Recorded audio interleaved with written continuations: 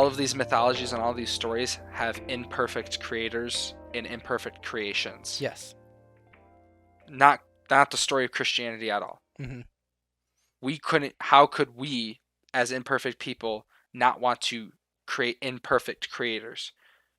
What I think is a sign of a man-made story, whereas in Christianity, God is perfect. There's no ifs, ands, or buts. Mm-hmm. And there's plenty of things as you read the Bible that we don't understand, but like later it totally makes sense. But it wasn't until hundreds of years later.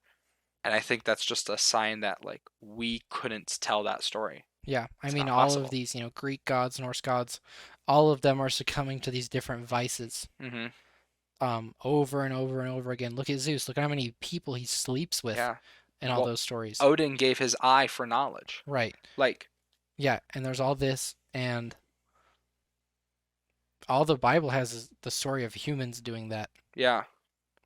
Sodom and Gomorrah, Mm-hmm. Tower of Babel, all these things where people are just turning away from God and succumbing to their vices, and maybe even you could say their instincts. And I think that's why a lot of people struggle with Christianity and struggle with the Bible, is because there isn't a God, there isn't a creator, there isn't a higher power that is flawed as we are. Mm, So we have to really come to terms with we're we're not flawed. perfect. Yeah. We're not perfect. And it's important that we accept that, move on and better ourselves and build a better relationship with God and build a better relationship with ourselves, forgive ourselves and move on.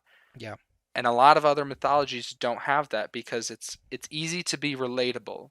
It's hard to overcome your error. Yeah.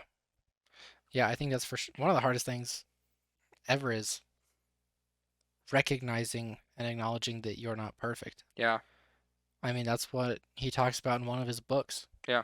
is like, why would you want to help yourself when you know all the bad things you do? Yeah. So maybe you can just keep helping yourself if you just don't recognize the things that Mhm. you're doing wrong.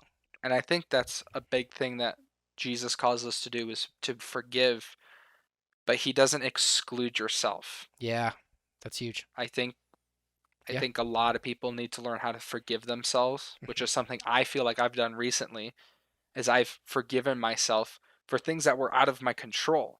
Hmm. And it's definitely lightened my load and given me a stronger ability to focus on the things at hand Yeah. rather than to beat on myself for Yeah. things I couldn't do. It's also important that God forgives everyone no matter what. Hmm.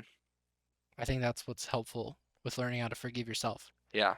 It's like Lead by example. God knows everything you did wrong, Yeah. probably better than you do, because He's going to remember the stuff that you forget about. Yeah.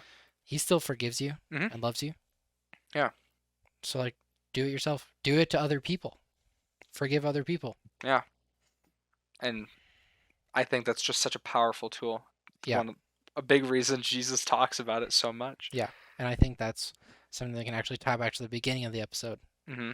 that you were talking about is how we treat other people. And, like, if people